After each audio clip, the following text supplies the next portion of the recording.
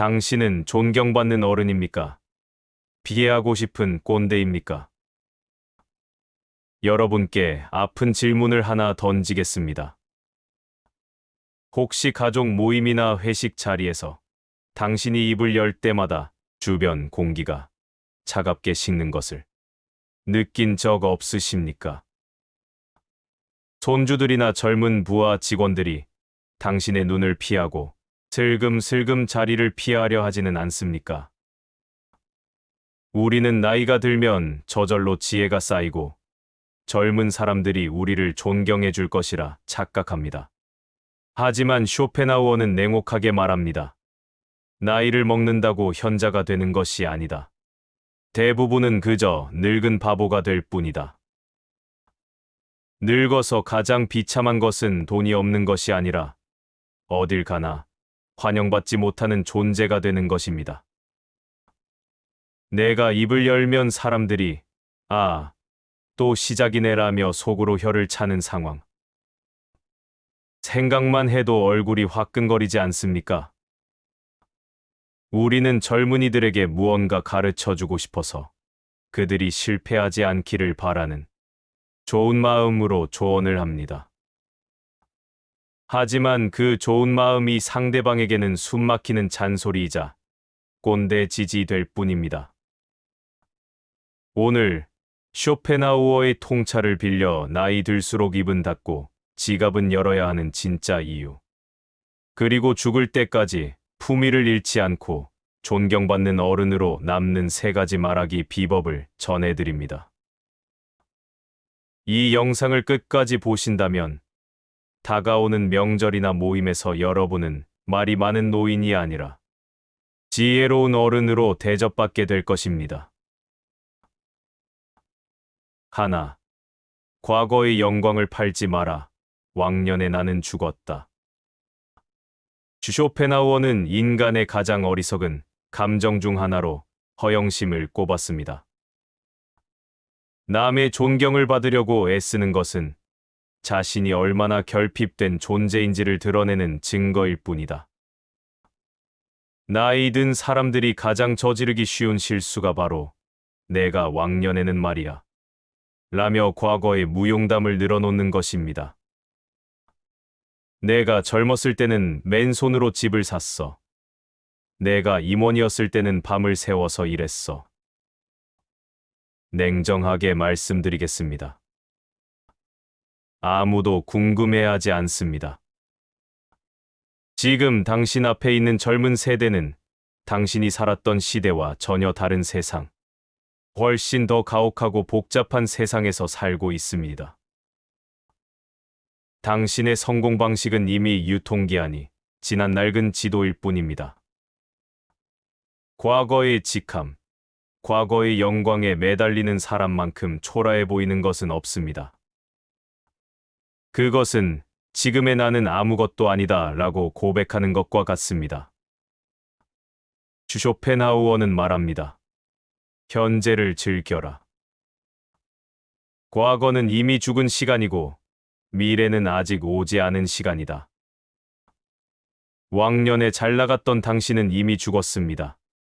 지금 여기에는 나이 든 당신만 있을 뿐입니다. 과거의 계급장으로 대접받으려 하지 마십시오. 젊은이들과 대화하고 싶다면 당신의 찬란했던 과거가 아니라 그들의 힘겨운 현재를 물어봐 주십시오. 나 때는 더 힘들었어가 아니라 지금 너희들은 참 힘들겠구나 라고 말해주는 순간 꽉 닫혀있던 젊은이들의 귀가 열릴 것입니다.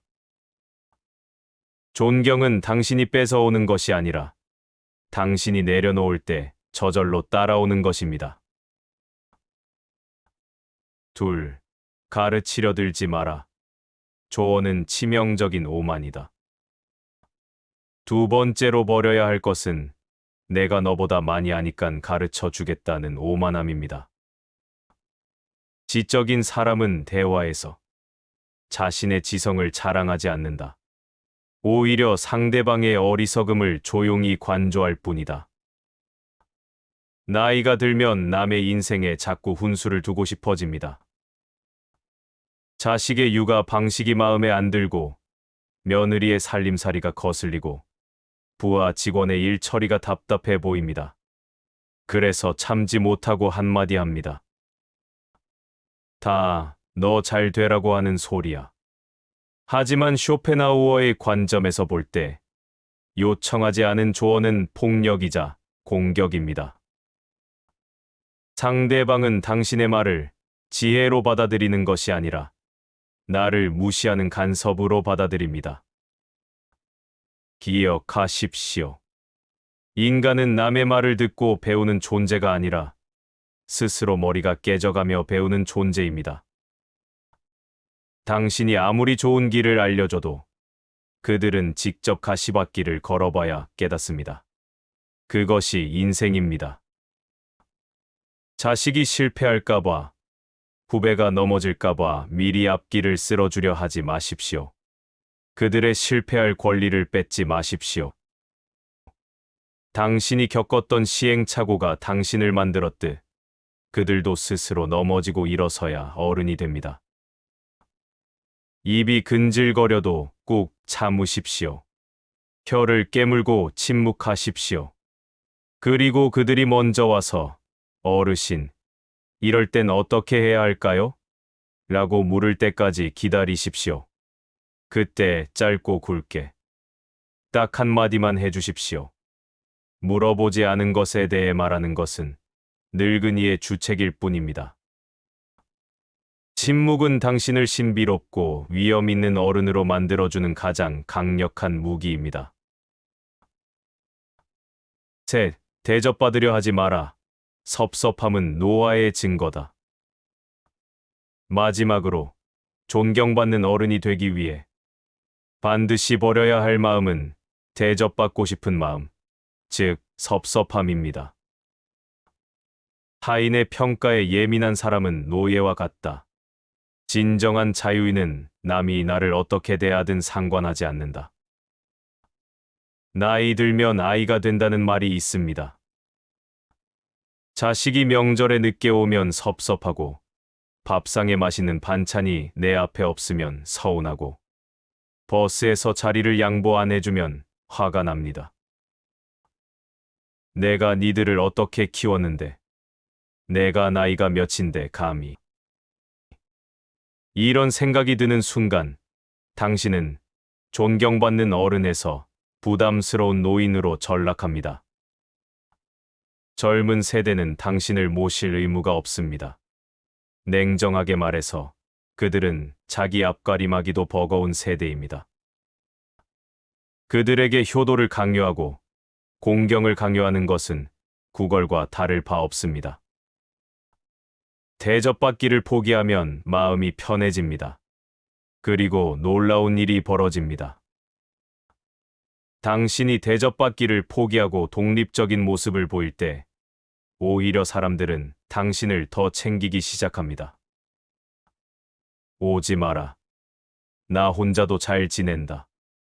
용돈 필요 없다. 내 돈 내가 쓰며 즐겁게 산다. 이렇게 쿨하고 당당한 모습을 보여주십시오. 기대지 않는 노인, 징징거리지 않는 어른. 그것이 젊은이들이 생각하는 롤모델이자 진짜 어른의 모습입니다. 당신의 품격은 남이 떠받들어 줄 때 생기는 것이 아니라 당신 스스로 홀로 설 때 완성됩니다. 태양은 뜨거울 때도 아름답지만 붉게 물들어 조용히 사라지는 노을일 때 가장 감동적입니다. 여러분의 인생도 마찬가지입니다. 한낮의 뜨거운 열기처럼 남을 가르치고 호령하려 하지 마십시오. 대신 저녁 노을처럼 주변을 따뜻하게 감싸고 조용히 물러서십시오. 입은 닫으십시오. 귀는 여십시오. 그리고 지갑을 여십시오. 훈계 대신 지갑을 열어 밥 한 끼 사주고 과거 자랑 대신 묵묵히 들어주는 어른. 그런 어른 곁에는 오라고 하지 않아도 사람들이 모여듭니다.